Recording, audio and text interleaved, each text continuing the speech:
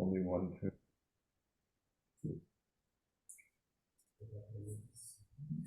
Hare Krishna, Hare Krishna, Namo Vishnu Padaya, Krishna Preshaya, Bhutale, Himate Bhakti Vedanta Swami, Iti Namine, Namo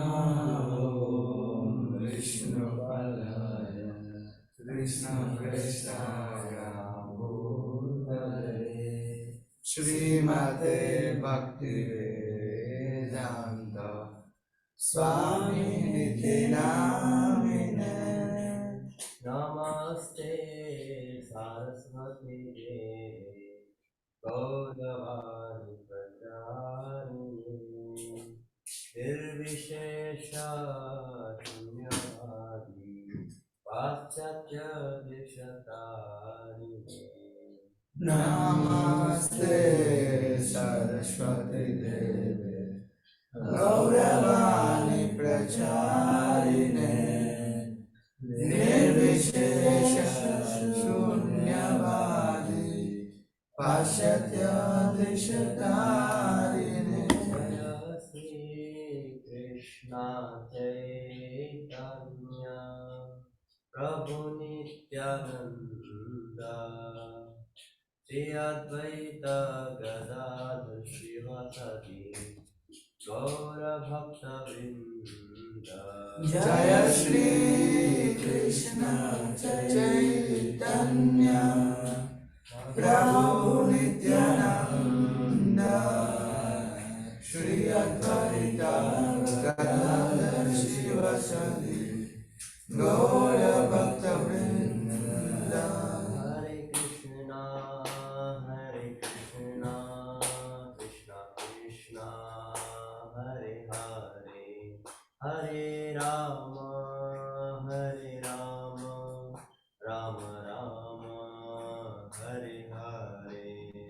Hare Krishna, Hare Krishna, Krishna Krishna, Hare Hare, Hare Rama, Hare Rama, Rama Rama, Hare Hare. Hare Krishna, Krishna Krishna, Hare Hare, Hare Rama, Rama Rama, Hare Hare. Hare Krishna, Krishna Krishna, Hare Hare, Hare Rama, Rama Rama, Hare Hare. Hare Krishna, Krishna Krishna, Hare Hare, Hare Rama, Rama Rama, Hare Hare. Hare Krishna, Krishna Krishna, Hare Hare, Hare Rama, Rama Rama, Hare Hare. Hare Krishna, Krishna Krishna, Hare Hare, Hare Rama, Rama Rama, Hare Hare. Hare Krishna, Krishna Krishna, Hare Hare, Hare Rama, Rama Rama, Hare Hare. Hare Krishna, Krishna Krishna, Hare Hare, Hare Rama, Rama Rama, Hare Hare. Hare Krishna, Krishna Krishna, Hare Hare, Hare Rama, Rama Rama, Hare Hare. Hare Krishna, Krishna Krishna, Hare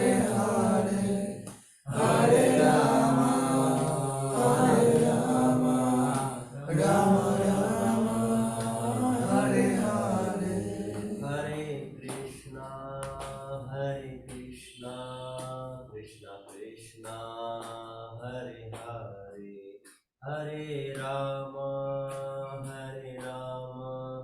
Rama Rama Hare Hare Hare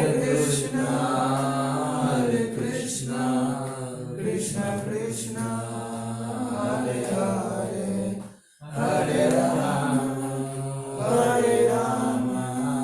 Rama Rama, Hare Hare. Hare Krishna, Krishna Krishna, Hare Hare, Hare Rama, Rama Rama, Hare Hare. Hare Krishna, Krishna Krishna, Hare Hare, Hare Rama, Rama Rama, Hare Hare. Jaya Prabhu, Jai Om Vishnu Jai Om Vishnupada Paramhansa Parivadikacharya Sri Abhay Charanarvind Vedanta Swami Prabhupada. Yes, for me, we found the Acharya Jagadguru Sri Prabhupada. Jai Om Vishnupada Paramhansa Parivadikacharya Sri Saraswati Goswami Prabhupada. अनंत कोटि वैष्णव नामाचार्य हरिदास वेद से कहो जय श्री कृष्ण चैतन्य प्रभु नित्यानंद श्री अद्वैत गदाधर श्रीवासादि गौर भक्तवृंद श्री श्री राधा कृष्ण गोपनाथ श्याम सुंदर राधा कुंड गिरि गोवर्धन की ब्रजभूमि वृंदावन धाम की नवद्वीप मायापुर धाम की पुरुषोत्तम चित्त जगन्नाथ धाम की गंगा माई की यमुना माई की भक्ति देवी की तुलसी देवी की समवेत गौर भक्त वृंद की all glories to the assembled unit, all glories to the assembled unit, all glories to the assembled unit, all glories to the Prabhupada.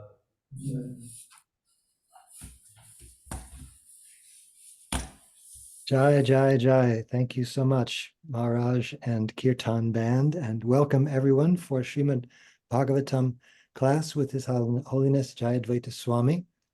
It is Friday, January 12th, 2024 in New York, and we are starting tonight with the third canto of Srimad Bhagavatam, chapter 27. Verse number 12 is what I have as our starting verse tonight. And looking forward to hearing from everyone, especially Maharaj. Thank you so much for being here and providing such a nice kirtan band. Om Namo Bhagavate Vasudevaya. Om Namo Bhagavate Vasudevaya. Om Namo Bhagavate Vasudevaya. So I will start us off with text number 12. So Kapila Dev is speaking to Mother Devahuti here. Yatha jalasta abhasa stalastena vadrishyate svabhasena tata suryo jalastena divistitaha. The presence of the Supreme Lord can be realized just as the sun is realized, first as a reflection on water, and again as a second reflection on the wall of a room, although the sun itself is situated in the sky. Purport. The example given herewith is perfect. The sun is situated in the sky, far, far away from the surface of the earth, but its reflection can be seen in a pot of water in the corner of a room.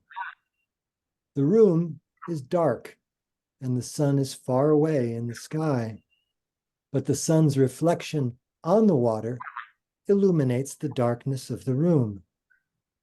A pure devotee can realize the presence of the Supreme Personality of Godhead in everything by the reflection of his energy. In the Vishnu Purana, it is stated that as the presence of fire is understood by heat and light, So the Supreme Personality of Godhead, although one without a second, is perceived everywhere by the diffusion of his different energies. It is confirmed in the Ishopanishad that the presence of the Lord is perceived everywhere by the liberated soul, just as the sunshine and the reflection can be perceived everywhere, although the sun is situated far away from the surface of the globe. Om Jnana Timirandhasya Jnananjana Shulakaya Chakshurun Militam Yena Tasmai Shri Gurave Namaha. Shri Chaitanya Manobhistam Stapitam Jena Bhutale Svayam Rupa Kada Mahyam Dadati Svapadantikam. Vandehang Shri Guru Shri Yuta Padakamalam Shri Gurun Vaishnavangscha Shri Rupam Sagrajatam Sahagana Raghunathan Vitang Stang Sajivam Sadvaitam Savadhutam Parijana Sahitam Krishna Chaitanya Devam Shri Radha Krishna Padan Sahagana Lalita Shri Vishakanvitang Cha. He Krishna Karuna Sindho Dinabandho Jagatpate Gopesha Gopika Kanta Radha Kanta Namostute Tapta Kanchana Gaurangi Radhe Vrindavaneshvari Vrishabhanu Sute Devi Pranamami Hari Priye Vancha Kalpatarubhyascha Kripa Sindhubhya Evacha Patitanam Pavanebhyo Vaishnavebhyo Namo Namaha. Shri Krishna Chaitanya Prabhu Nityananda Shri Advaita Gadadhara Shri Vasadi Gaura Bhaktavinda. Hare Krishna, Krishna Krishna, Hare Hare, Hare Rama, Rama Rama, Hare Hare. Yata jalasta abhasa stalastena vidrishyate svabhasena tata suryo jalastena divistitaha. The presence of the Supreme Lord can be realized just as the sun is realized first as a reflection on water and again as a second reflection on the wall of a room, although the sun itself is situated in the sky. I was just looking at the commentary of Srila Vishwanath Chakravarti. He puts these verses 12 and 13 together and comments on them together. Yeah, it's like an extension of one thought to the next. But just in this verse, Prabhupada says, the example given herewith is perfect, that we might not see the sun itself, but we see the sun's reflection, either on a pot of water or from the pot of water reflected on the wall of a room. And by that, we can see there's something, there's something causing this. And in the same way, a devotee can see that Krishna's energies are everywhere. He's making everything go. And from that, he can appreciate the power and the influence and the presence of the Supreme Lord, even though the Supreme Lord may not be personally present or visible. Prabhupada mentions the example of fire. You understand a fire is there if heat and light. It may be a fire, it may be a filament of an electric stove or an electric heater. Fire is there because heat and light are the properties of fire. So when you see those properties together, you know that there is fire. And yes, and the same way that he mentions Ishopanishad, that the presence of the Lord is perceived everywhere by the liberated soul, just as the sunshine and the reflection can be perceived everywhere. And yeah, it's a very practical thing that if you're not covered by Maya, covered by the illusory energy, you will be able to see how Krishna is everywhere and in everything. Sometimes people would ask Prabhupada, have you seen Krishna? And Prabhupada would say, yes, and so have you. Have you seen the sun? Have you seen the moon? It's a matter of recognizing what's there and how it got there. And Prabhupada is so fixed that he can see Krishna everywhere, in everything. And he was very keen to make people understand that they can do the same thing if they follow a very standard process of getting knowledge in the right way, so that when you have cognition, the images on your senses, you also have recognition. You know why it's there, where it's coming from, and you know everything, essentially. Maharaj, did you have some comments so far on this verse?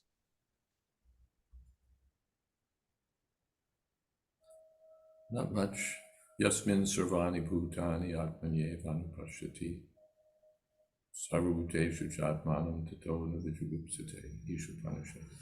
One who sees me in everything and sees everything in me. I guess we'll come to it, but Vishwanath says that first he sees the reflection on the wall, then he traces it back, and he sees that there's a reflection in the water. And he traces it back and sees that it's coming from the sun in the sky. So in this way, we have to trace out the presence of the super soul. Yeah, he'll take it from the analogy of the sun. He'll extend it to appreciating the presence of the Jivatma, the soul, and then further take it to helping us understand the presence of Paramatma everywhere and everything. Any other comments or questions in your in-studio group or online? Any questions? All right. So we can move on, I think. Text 13's got quite a more substantial purport. Let's see, I'll if it's all right, I'll continue reading, and then I'll pause after the first paragraph of the purport to see if you might have something to say, Maharaj.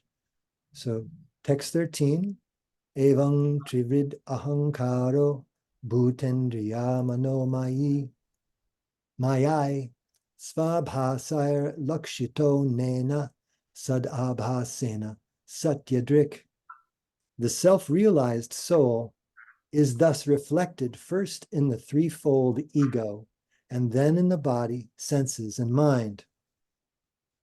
Purport: the conditioned soul thinks, I am this body. But a liberated soul thinks, I am not this body. I am spirit soul. This I am is called ego, or identification of the self. I am this body, or everything in relationship to the body is mine, is called false ego.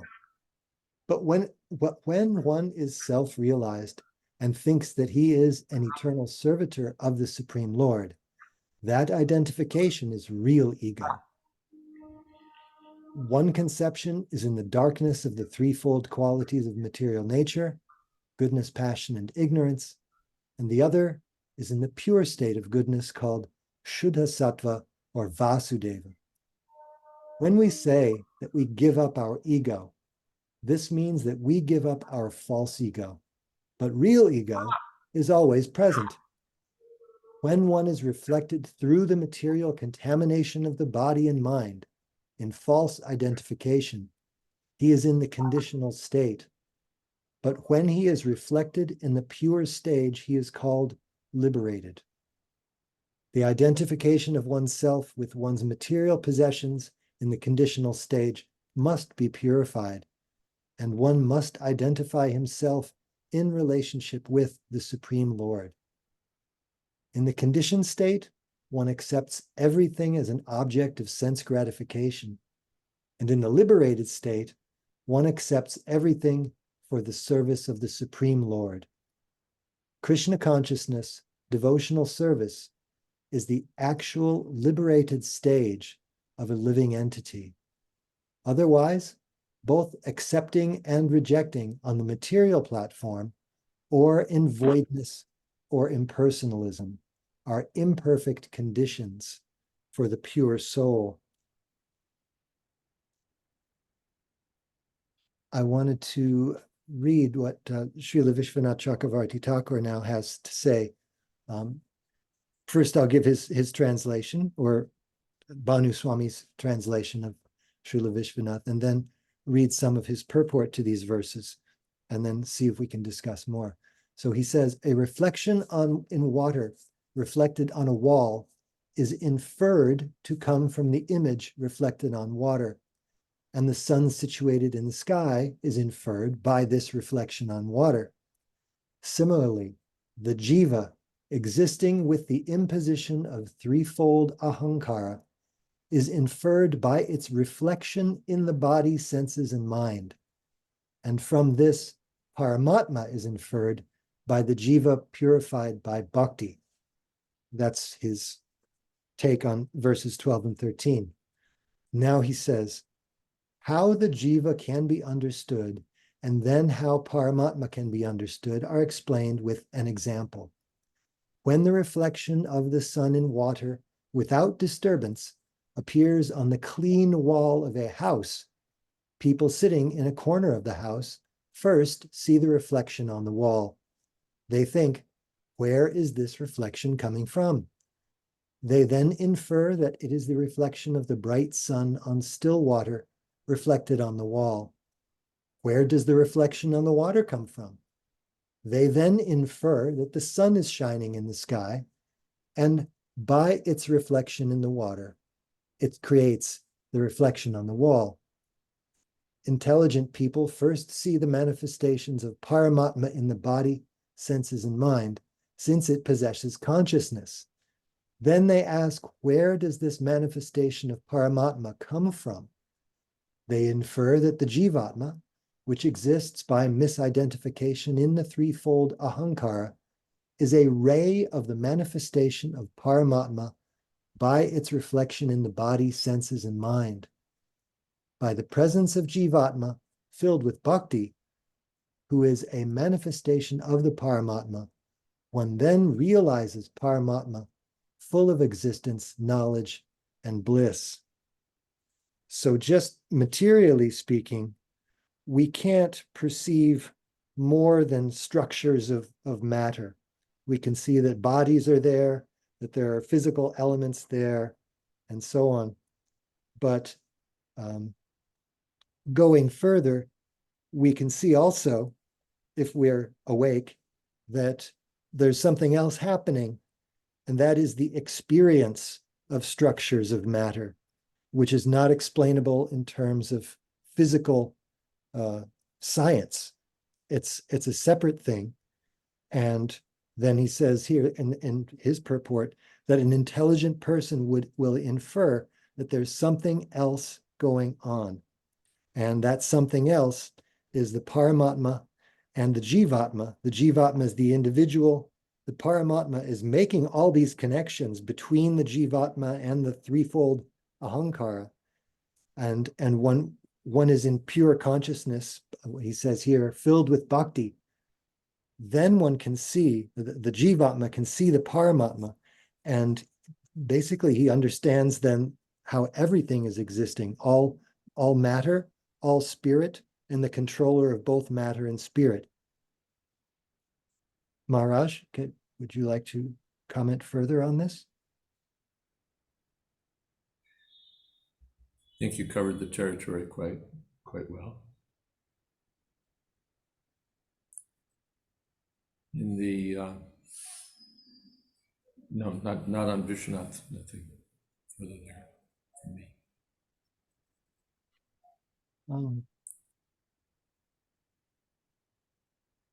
All right. Well, I'll continue in Srila Prabhupada's purport, and then we'll. Well, there's a comment I can make on the purport. Prabhupada talks about accepting and rejecting as both being on the material platform. We accept for sense gratification, and then we reject through voidness or impersonalism when sense gratification is frustrated. So they're both on the material platform, accepting and rejecting Prabhupada says accepting means accepting everything for devotional service. And in the conditioned state, accepting means everything for sense gratification. So liberated means accepting for Krishna. If we just reject everything as impersonal or void, we're rejecting matter, but still we're on the material platform. The accepting or the rejecting, they're both material. So the identification of oneself with material possessions must be purified. And one must identify himself in relationship with the Lord, not no identity or some independent consciousness identity without the Paramatma. Both are faulty. Yeah. One thing that this made me think of is that when you're not in purified consciousness, when you're in the conditioned state, you have this body, you have the mind, you have the senses, you're able to do things, and your tendency is naturally to think, look what I can do. I'm so wonderful. This is me, and these things are mine, and I can get more things. Ishwaraham aham bhogi. Because you've got the threefold ahankara going on. And it's just the opposite for a liberated soul. He thinks, how wonderful Krishna is that he makes all of this happen, and I'm just along for the ride. Like just yesterday, I was looking out my back window and watching the squirrels run around, and how, they jump and scatter and they gather their nuts and they run up and down trees. And there's just a little soul in there, along for a very spectacular ride that Krishna is making happen through all the material energy, all of the subtle and gross matter. And the jiva is just this little experiencing thing saying, where are my nuts buried? Or whatever they may be thinking. And so this expansion of consciousness is, this Krishna consciousness is really, I was going to say phenomenal, but it's phenomenal and noumenal. I'll read the Prabhupada's second paragraph in this purport. He says, by the understanding of the pure soul called Satya Drik, one can see everything as a reflection of the Supreme Personality of Godhead. A concrete example can be given in this connection.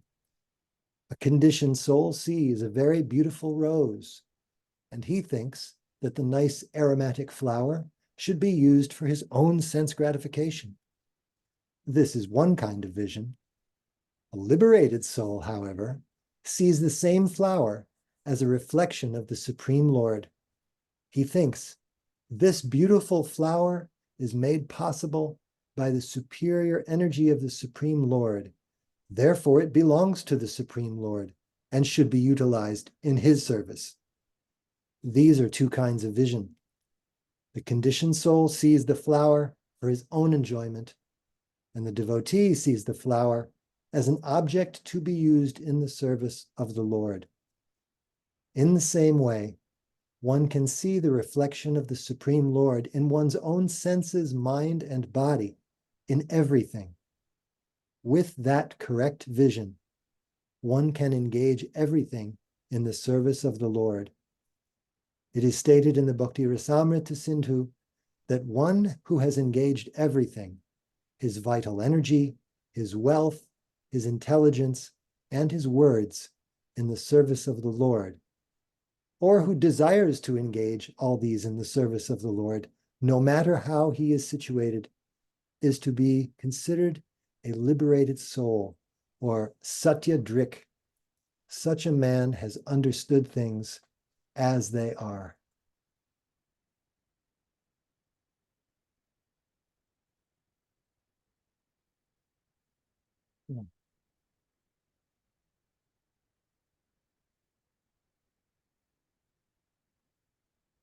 Hmm.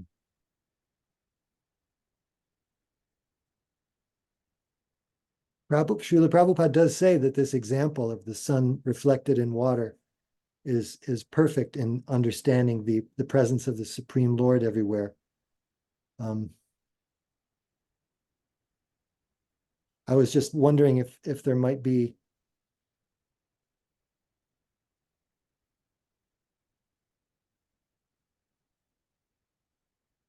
because when you look around at all the manifestations that we see, all the physical objects and things, we can see that they're all ultimately coming from Krishna. And so the person who is in that transcendental consciousness doesn't see anything for his own enjoyment. He literally sees everything as an object to be used in Krishna's service.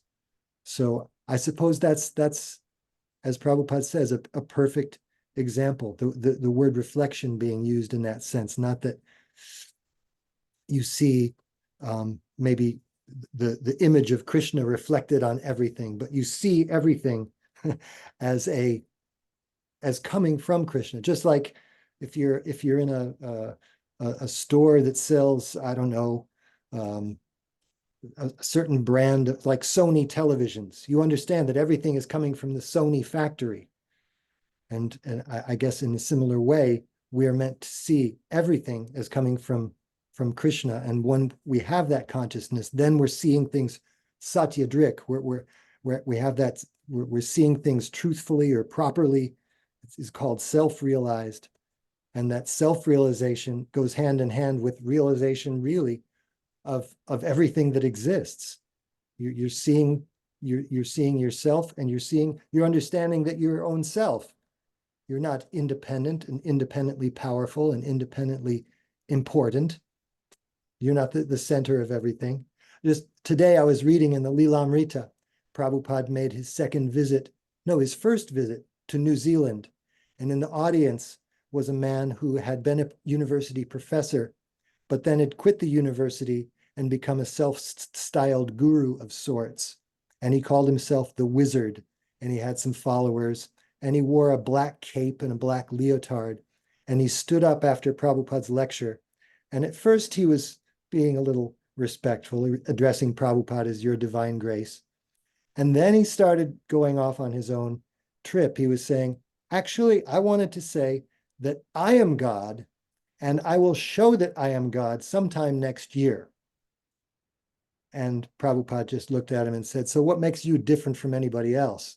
And the whole audience just exploded in laughter and applause because, here's somebody who's got a very high estimation of himself, calls himself the Wizard, says he's going to reveal how he's God next year. And that's everybody's trip. That's everybody's disease. There's nothing special about him. And Prabhupada really, really showed that to him. So that's the difference between him and the Satyadrik.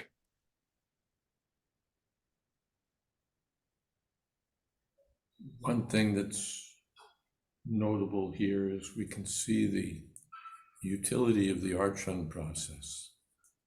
Prabhupada gives the example that we see a flower and we think this flower could be enjoyed by Krishna, or we see it and we think this could be enjoyed by me.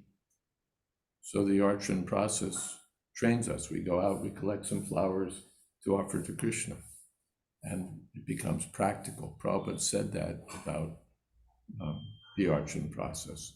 It can, theoretically, we know I'm not this body, I'm spirit soul, everything's meant for Krishna, everything belongs to Krishna. But in the archan process, we're engaged in that way. We cook something for Krishna, we collect some ingredients, we offer to Krishna, some dress we offer to Krishna. So it becomes practical that I'm Krishna's servant, and all of these things are Krishna's property, and it's all meant for Krishna's enjoyment. And in that way, the theoretical becomes practical, and becomes actually Satyadrik.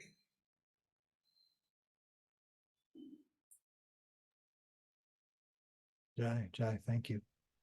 Saraswati Mata has a comment or question in the chat. She says, Pranams, the beautiful rose / flowers example reminds me of when my grandma told us that these flowers have given everything to bloom and beg us to offer them to Krishna, so that their lifelong desire to be offered to Krishna and give him pleasure is finally realized.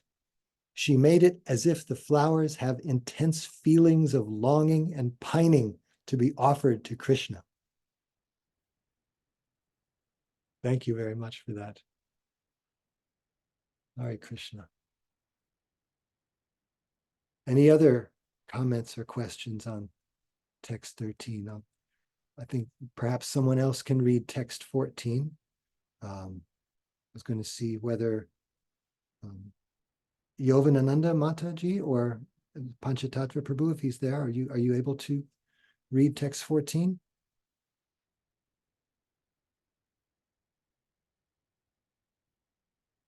If not, perhaps Vijay Krishna Prabhu is there and able to read.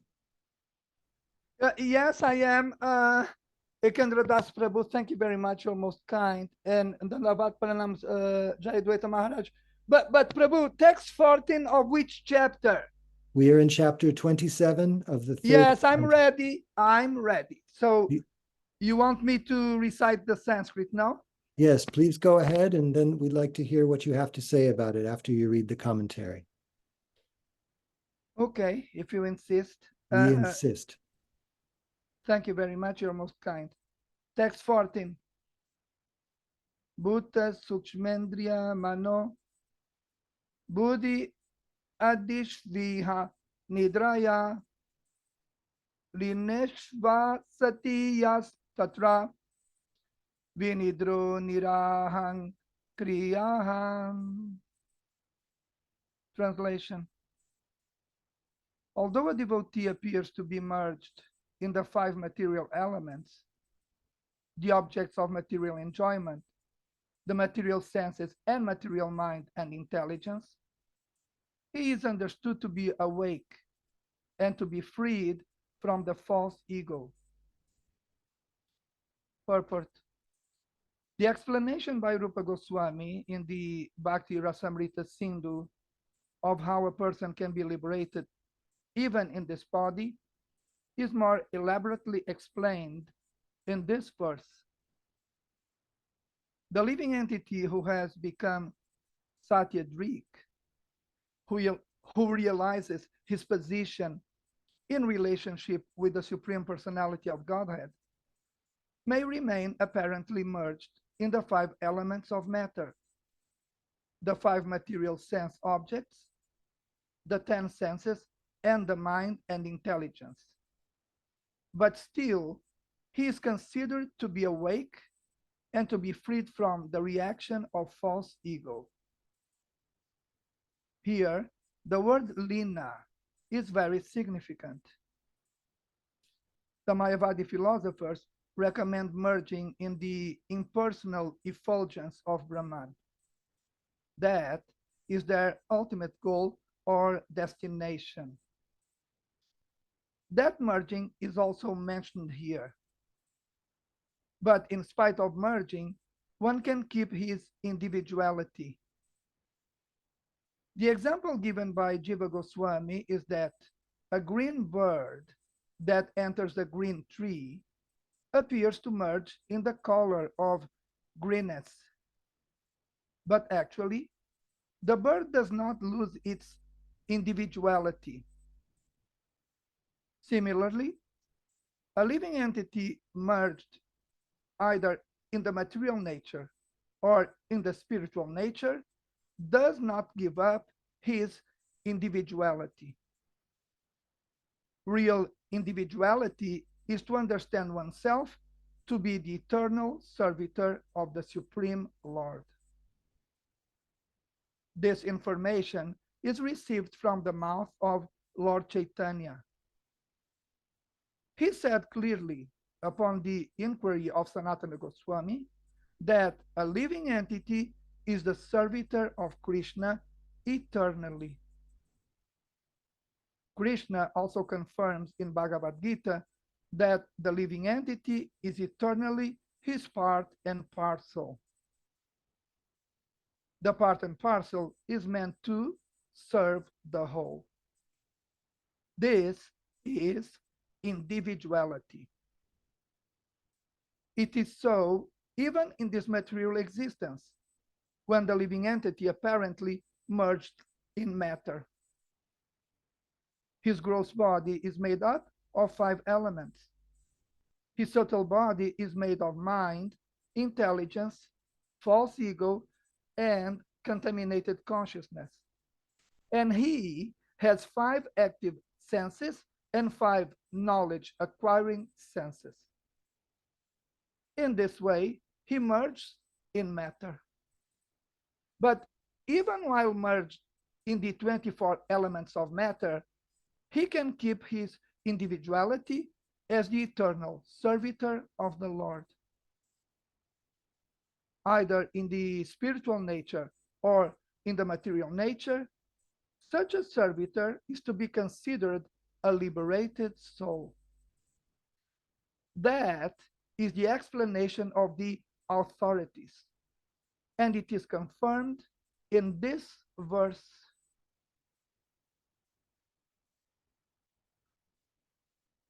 So you want me to comment on this purport, although I would like to hear first from Jayadvaita Maharaj in the case that Jayadvaita Maharaj has any comment to You're offer first. based on this. You're first. Yes, Maharaj, if you insist.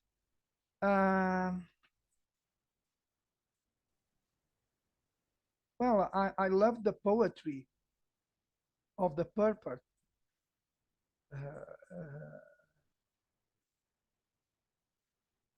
The analogies used by Srila Prabhupada to explain that how individuality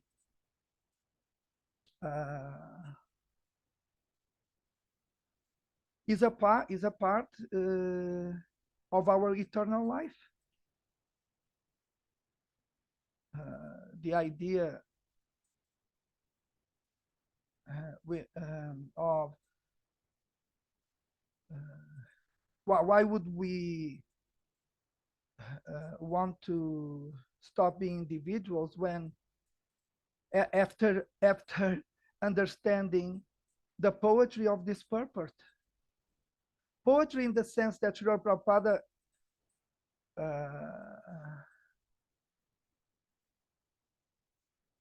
I think, if I may say it, he made use of most clarifying analogies related to individuality while being covered by the material energy and individuality while being covered by the spiritual energy.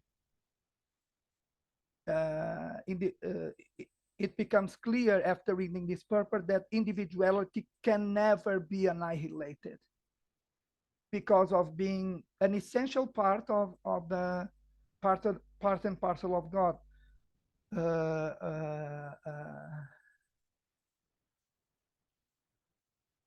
And he says that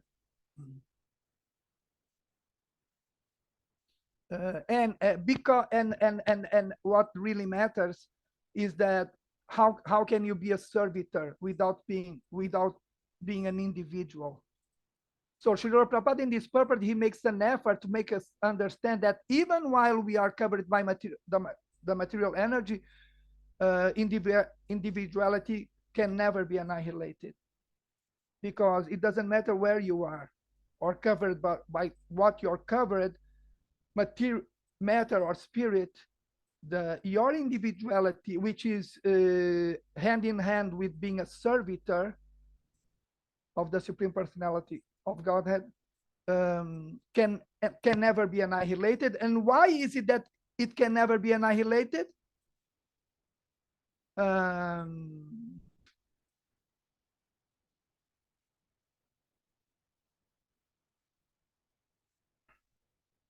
He uses the example of the green bird entering the green tree. Yes, can never be annihilated, and this is what Srila Prabhupada insists on, the fact that how can you annihilate your individuality when your individuality exists because of you being an eternal servitor of someone, and in this case of the Supreme Personality of Godhead. which is not anyone, who is not anyone. The fact that you are an individuality, an individual because you are a servant of God, that is the same as making your individuality an eternal fact. And if it is an eternal fact, how can you annihilate it? I don't see how. Thank you very much. Hare Krishna.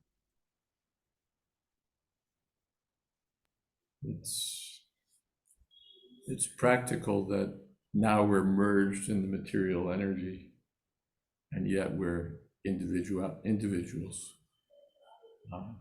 Even if you got merged into the army, you'd still be an individual.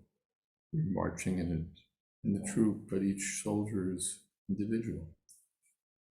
And even if one's asleep, because that's mentioned here, nidraya lineshu. Even if we're asleep, we're sleeping individuals. And therefore we wake up. It's not that we all merge and sleep, and then we wake up and we're all still merged. We wake up and we go about our different business because we're individuals. Prabhupada gives the example in prayers by the personified Vedas of honey. There's different tastes, even though the tastes may all be merged in the honey. The taste of the different flowers is discernible. It's individual. Even when we're merged in the body of Mahavishnu, there's the big sleep. At the time of destruction, we're merged, but we come out with our different karma, our different mentalities, because we're still individuals. So, yes. And then, of course, if we merge in spirit, the same principle holds, that I may merge into, what is that, Vishate Tadanantaram. Tato mam tatvato gyatva Vishate Tadanantaram. One enters into, one merges into transcendence, but he keeps his individuality. Okay.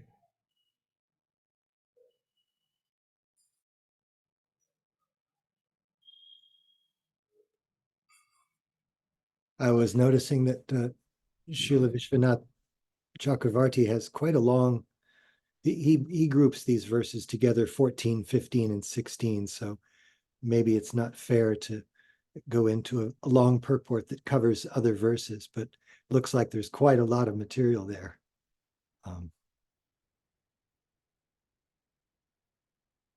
Sucharudeva Prabhu has a question in the chat. He says, if we give up our controlling tendency completely, won't we lose our individuality and become like trees who don't do anything differently? Yeah, therefore we don't give up controlling. We control our mind, we control our senses, we do things. The self-controlled person is not a person who loses his individuality. He remains a person, but he engages his purified senses in the service of the master of the senses. So we give up controlling means we give up materially controlling.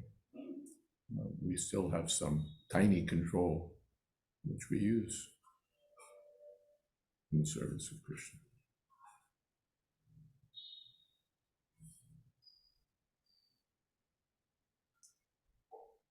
And even the trees, they don't do anything differently, but each tree is an individual. You have 10 mango trees, they all sprout buds at the same time, they all give mangoes at the same time. They may all be the same species of mango, but each tree is going to be an individual tree. And the birds that fly into the tree, there may be 20 of them, 20 parrots fly into the tree at the same time. And then all you hear is one big squawk, squawk, squawk. But each parrot is individual, and they can all fly out of the tree, go in their own directions. So even when there's apparent merging or apparent oneness, there's individuality. And Maharaj, just a quick question, if I may. Why is it that in the beginning of the purport, Srila Prabhupada mentions what Rupa Goswami says related to, if you maintain your individuality, then you can be a liberated person the whole time. Yeah. People want to free themselves from this and from that by the wrong process, which is losing their individuality. But Rupa Goswami, being mentioned by Srila Prabhupada in the first sentence of the purport, is declaring that if you maintain your individuality, then you will be always liberated in the platform of liberation.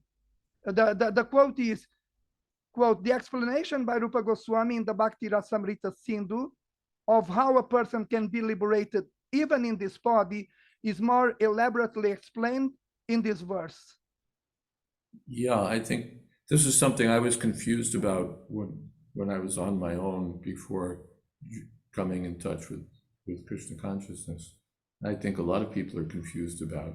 You read a book and you think, I can be liberated by identifying myself with Brahman. I can be liberated by recognizing my spiritual nature. Then what do I do?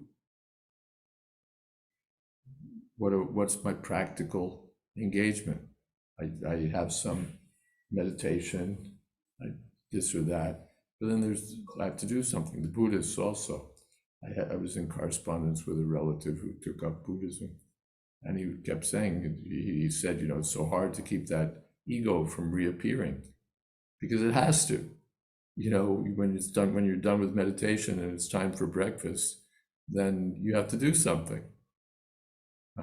You can't remain, what is that? Nahi kaschit kshanamapi jatutischa karmakrit. You can't stop acting even for a moment. Then what are you going to do? You're going to do something material. You're going to come down from your nice, sweet, ideal meditation, and you're going to do something related to the material world.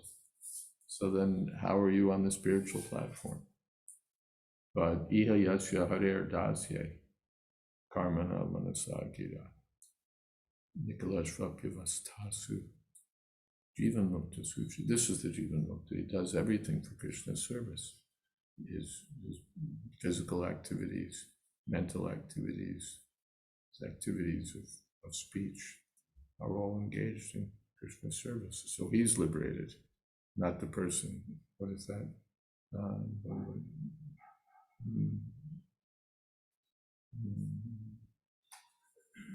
Sasanyasi chiyogi cha nad niragna nachakriya. What is that? Anashrita karma palam karyam karma karoti. Person who performs his prescribed duties for the service of Krishna. He's a sannyasi. He's a yogi. Not the person who tries to do nothing.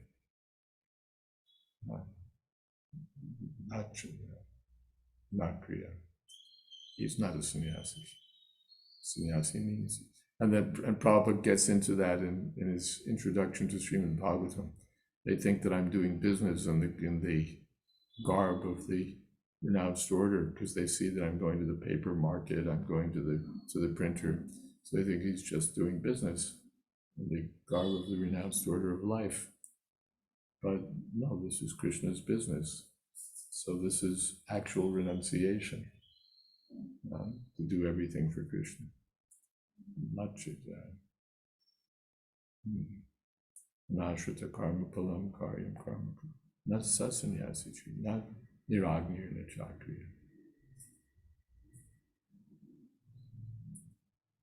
In the chat window, Saraswati Mata says, all jivas are eternally servitors of Krishna, whether they are directly offering favorable service or executing indirect, unfavorable service via Maya.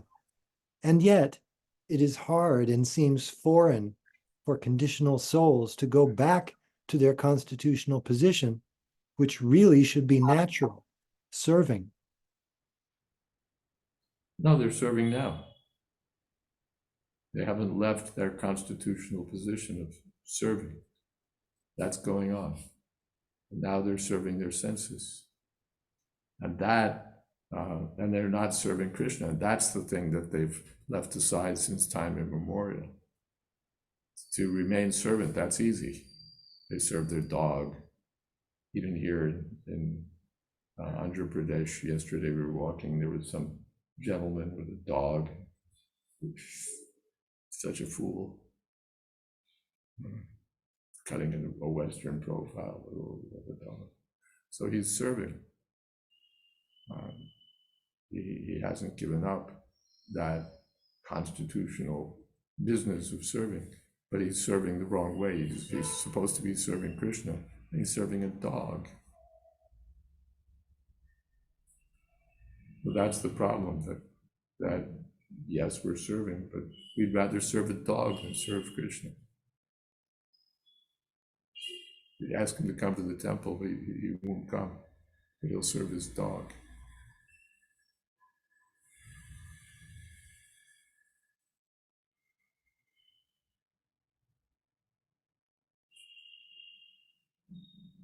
Murai Gupta Prabhu says, Hare Krishna Maharaj and devotees, is Brahman like an ocean that has no individual drops, or like sunlight that is made of individual particles? Well, arguably, the ocean has individual molecules also. So take it either way, there's still individual constituents in the water or in the sunlight. But Prabhupada said that we don't want to be like the drop that merges in the ocean, because the drop merged in the ocean may be evaporated and be out of the ocean. So we'd rather be like the fish, which maintains its individuality and therefore can stay in the ocean.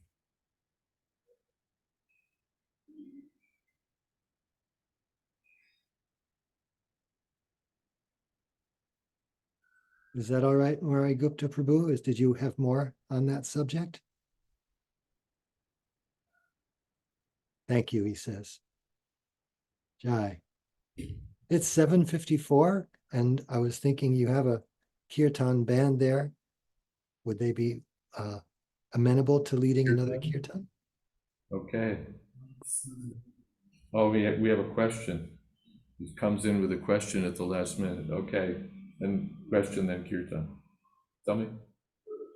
Here it says a devotee can accept everything for Krishna service, and a material person accept person's gratification. Sometimes outside people can ask them, why you are using these advanced cars, phones, flights, and they says that Krishna directly cannot using that. You says that Krishna was using that. We use that in Krishna service. Actually, they argue you are using that, not Krishna. No, we're not Krishna. Krishna doesn't waste his time with this nonsense technology. Krishna uses his flute. And if he wants to, he doesn't need our, crude technology. So, all right, we're not Krishna. We're using the technology in Krishna's service. What's the difficulty? We don't have to, I'm not Krishna. I don't claim to be Krishna. So I don't claim that if I'm using the technology, Krishna is using. No, I'm using it for Krishna's service. So whatever you know how to do that for Krishna. What's the difficulty?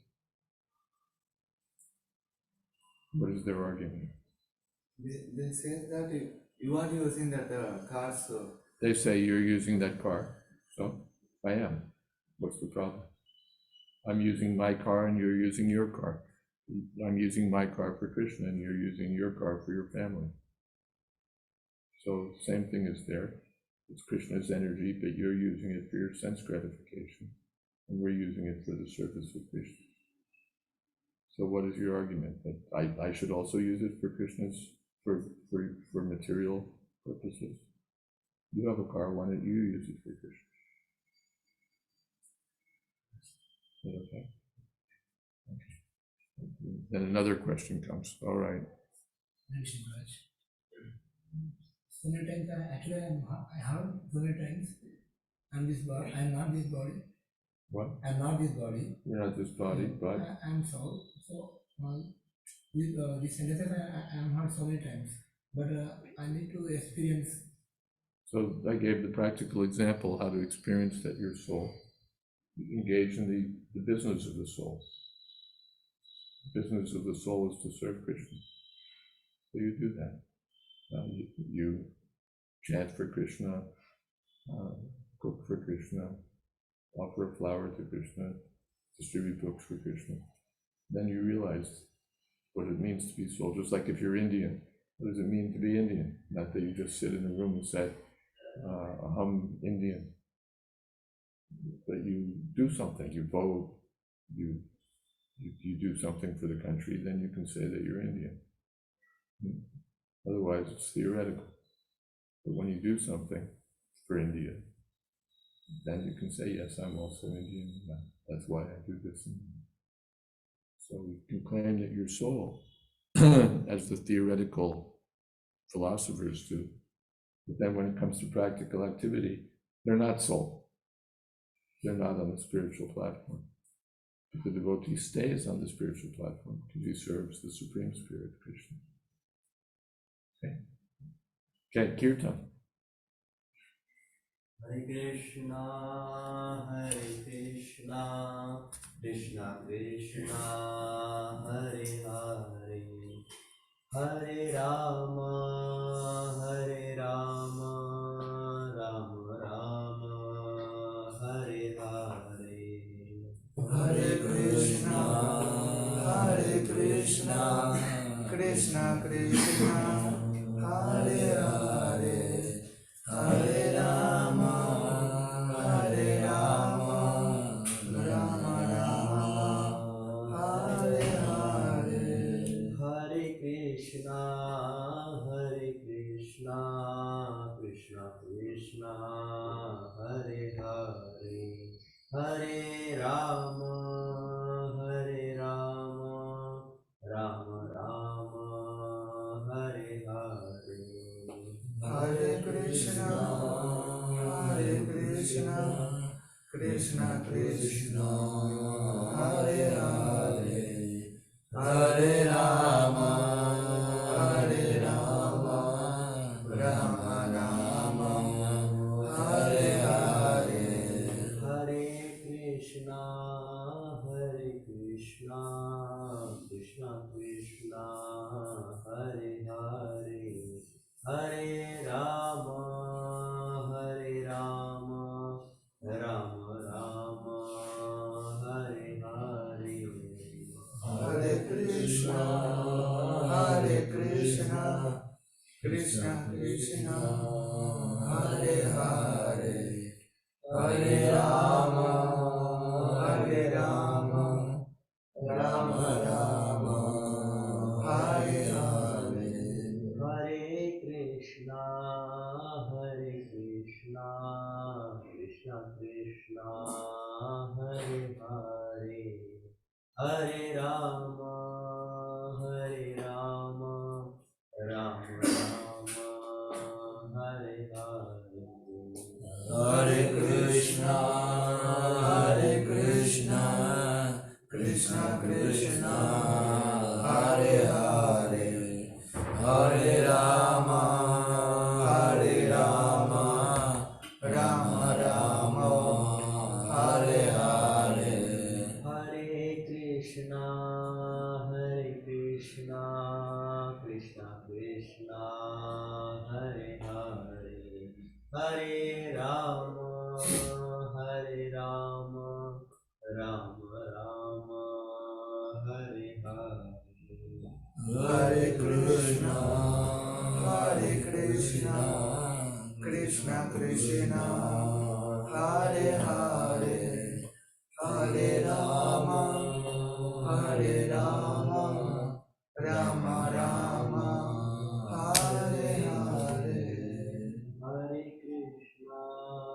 Hare Krishna, Krishna Krishna, Hare Hare, Hare Rama, Rama Rama, Hare Hare. Hare Krishna, Krishna Krishna Hare Hare Hare Rama Hare Rama Rama Rama Hare Hare Hare Krishna, Krishna Krishna, Hare Hare, Hare Rama, Rama Rama, Hare Hare.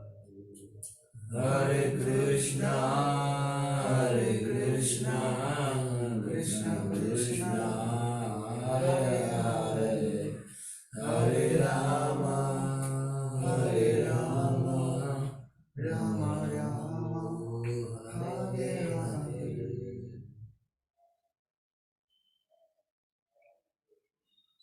जय ओम श्रीपाद परमहंस परिवारिकाचार्य शुभ श्रीमद अभय चरणारविंद श्री राम स्वामी प्रभुपाद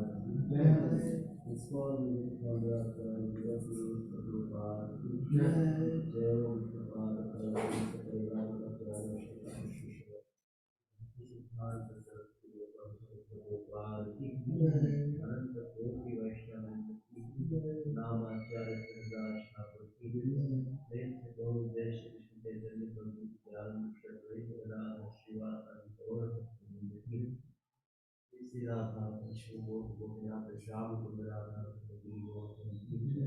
ब्रजभूमि वृंदावन धाम की नवद्वीप मायापुर धाम की पुरुषोत्तम जगन्नाथ धाम की गंगा माई की यमुना माई की देवी की तुलसी देवी की समवेत गौर भक्तवृंद की और पुरुष दर्शन और पुरुष दर्शन और पुरुष दर्शन और पुरुष Gopal Jai, thank you so much. And thank you, Maharaj, for making this possible. And Murai Gupta Prabhu says, thank you, Maharaj. And Dekendra Prabhu, all glories to Srila Prabhupada, Hare Krishna. So glad you could all join us for Srimad Bhagavatam class. Srimad Bhagavatam ki jai. Srila Prabhupada ki jai. His Holiness Jayadvaita Maharaj ki jai. Jai. Veta Bhaktivinoda ki Jai. Gaur Premanande. Hari Bol. Thank you, everyone. Please share these links and hope to see you all again soon. Monday. Jai. Thank you again, Maharaj. Hare Krishna. Thank you, Kendra Prabhu. Hari Bol. Jai.